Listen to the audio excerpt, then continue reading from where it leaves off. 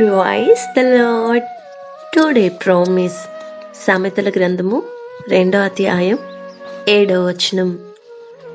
యెహోవాయే జ్ఞానమిచ్చువాడు, తెలివియు వివేచనయు ఆయన నోటి నుండి వచ్చును. ఆయన యథార్థవంతులను వర్ధిల్లజేయును. యుక్త మార్గము తప్పక నడుచుకొని వారికి ఆయన కేడముగానున్నాడు. న్యాయము తప్పిపోకుండా ఆయన కనిపెట్టును. తన భక్తుల ప్రవర్తనను ఆయన కాచును. ఆమేన్.